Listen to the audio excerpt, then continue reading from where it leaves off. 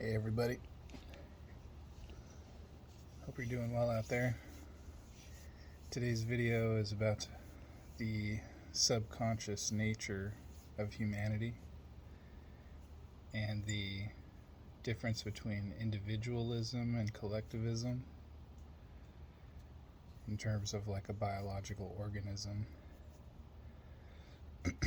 Humans are a very subconscious type of animal.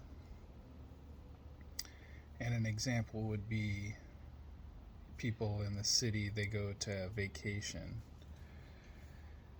into the forest instead of just living in the forest. They go back to the city. They don't want to go to the city, they want to go to the forest for vacation, so why not just live there, right? This is a very subconscious type of mental situation.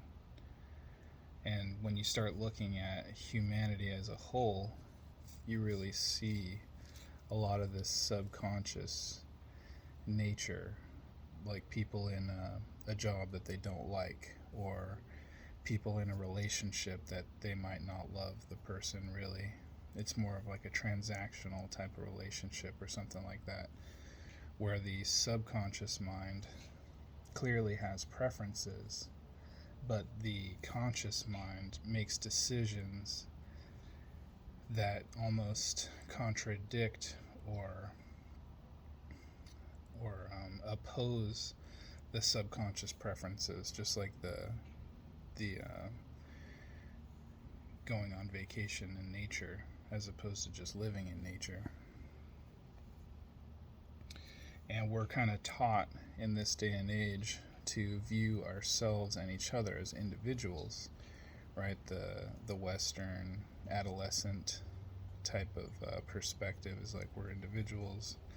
We want like our own individual style and stuff, but in the previous human civilizations, they talked more about kind of being like a cohesive entity comprised of perhaps individuals, but they didn't see quite as much as we do today. Like in the ancient African culture, they have the Ubuntu type of idea where if I get something, you're getting it. If you're getting something, I get it, because we're all one. You hear that a lot in the religious type of New Age doctrine. And so we normally view ourselves as individuals, and because of our finite lifespan, we've gone over this in other videos, we don't really perceive things objectively because of our subjective viewpoint. This is getting into like the consciousness, the nature of consciousness in the yoga mindset, and the ancient Ayurveda mindset, and the monism, and Zen, ancient Zen Buddhism. And so, because of our finite lifespan, we see things kind of from a very limited perspective. Like I always talk about in my yoga classes, the artist M.C. Escher, and he has this famous painting of the ants on the Mobius strip. And the reason why it's an important conceptual model for us, because it has to do a lot with a subjective viewpoint. As an objective observer, we're looking at the ants on the Mobius strip, but the ants themselves who are traveling laterally or horizontally along this Mobius strip, they don't see the nature of the strip itself, whereas from an objective viewpoint, we can discern that the strip appears to be connected, even though it's like in an infinity type of loop. But the ant themselves just simply feels like they're just walking in a continuous kind of like endless plane, whereas we can see from above that perspective the finite nature of their existence. You could say it's a conceptual model. It has a lot of interpretations. And so again, getting back to our lifespan, and how it alters the nature of our perception and therefore alters the nature of our existence. And this is, they get really into this type of stuff in the yoga mindset of the ancient masters. But so we've been taught very purposefully to view ourselves as a series of individuals in comprising a society. But because of our limited lifespan, finite lifespan, it limits our perspective. So like a forest, for instance, is comprised of many individual organisms, individual trees. The forest stays there. The forest never leaves. And yet the members of the forest are living and dying, you see? So the humanity never leaves. Humanity stays there. You know, there's an African fox, there's an Iraqi fox, there's a Peruvian fox, there's a California fox. All these foxes are different, but they're all there in the different regions. There's a human Peruvian, there's a human Californian, there's a native human to every part of the earth, just like there are native birds to every part of the earth. We've been here a long time, far longer than many people are prepared to admit.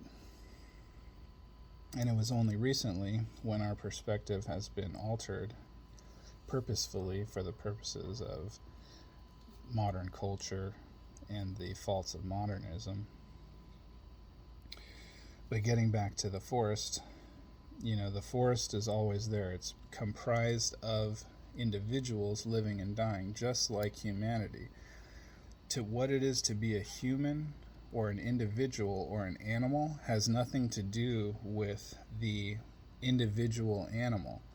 When we say animal or human or something like that, it's more like a tree. It's a dynamic organism in which members that comprise the organism are living and dying in countless generations that are not perceivable when we consider the form and function of the forest itself, the human forest, you could say. And so this gets into what the Western mindset calls the hereditary nature of epigenetics, because that is the unconscious mover in the unconscious humanity that responds to conscious stimulation. For instance, welfare, whether you love it or you hate it, there are a number of individuals, millions of individuals, who have lived intergenerationally in this welfare poverty mindset. People who have never left this mindset. And similarly, there are people in the Western medical mindset who have lived intergenerationally in this mindset, injecting things directly into their bloodstream, where the immune system doesn't really work like that. It's more of a localized on the mucous membranes, coming into contact with a potential virus or bacteria. The body does not respond, or is not meant to respond globally to global things being injected directly into our bloodstream. That's why a lot of people are being sick. And that's why we see a lot of childhood C words and all of these childhood developmental illnesses, because they are now the product of their parents, who were a part of the Western medical mindset, and they were a product of their parents, who were also, you know, since the 40s is when you really see this type of industrial petrochemical pollution, similarly to the intergenerational poverty and people who are addicted to the welfare state. It's not a thing that happens coincidentally, much like how we've been taught to view ourselves as individuals. They have been taught by their parents and their parents' parents to remain in this welfare poverty mindset. And similarly, humans, as we perceive ourselves as individuals during this modern time, we are being taught, along with everything we perceive about our existence, for instance, like world history, like World War I, World War II, quote unquote, oppression, slavery, like all of these things color the way that we describe ourselves. Our conscious mind describes ourselves, which has a profound effect on our unconscious mind or our subconscious mind. Just like how we want to go on vacation, we go to the forest or we go to nature, and yet we don't live in these places that we want to go when we want to relax. And this is a really important aspect of humanity, and why we want to change our decision-making process once we become cognizant of this situation, in order to attain total happiness and the manifestation of our perfect desires and our perfect selves.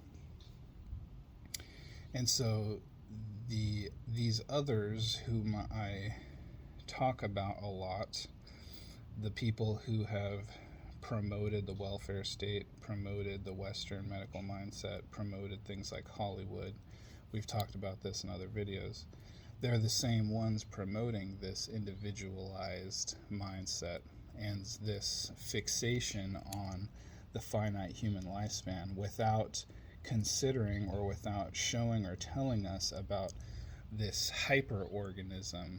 Like we talked about the forest never dies, it stays there in nature, just like humanity, just like the group of foxes, the different varieties of foxes all over the world. They are there at all times, and yet they're comprised of individuals living and dying, countless generations. And humans, in order to attain total happiness, because a lot of humans are unhappy at this time, we have to get more used to viewing ourselves and nature as this hyperorganism comprised of individuals, kind of like bacteria or the cells in our body that make up our body. And we'd say like, oh, I'm this person or I'm that person. And yet we're comprised of countless billions of cells living out their own lives, quote unquote, just like we are. And a lot of the reasons why we see the things that we see today, like we're all fighting against global pollution, or the corporate malfeasance. And that comes as a consequence of our individualized perceptions. But once we can teach each other about this other type of existence in the hyperorganism, we then have like a longer perspective. Instead of just ourselves or just our immediate children, we see ourselves as this hyperorganism, like the forest that never dies, although it's comprised of things that are living and dying. There's this hyperorganism that exists, and that's the thing that is the subconscious nature of living animals or living systems, even, because the same thing happens in a forest. This is the true nature, what you could really call the animal, quote unquote. It's not the individual thing like a leopard. It's the existence, dynamic existence through time, what humans call time, which is just a perceivable difference, a series of differences taking place that wouldn't otherwise be following like a ticking clock type of mentality. So yeah, try to explain all this to everybody, because it's important information. It brings a lot of peace and happiness once we can come to terms with it, because it changes the nature of how we perceive death, quote unquote death, which is not exactly how they tell us in our culture on TV. And this information can bring a lot of peace and knowing to a lot of people. So it's another important, heavy doozy of a topic, but thanks for sticking around, guys. Hope you're doing well out there.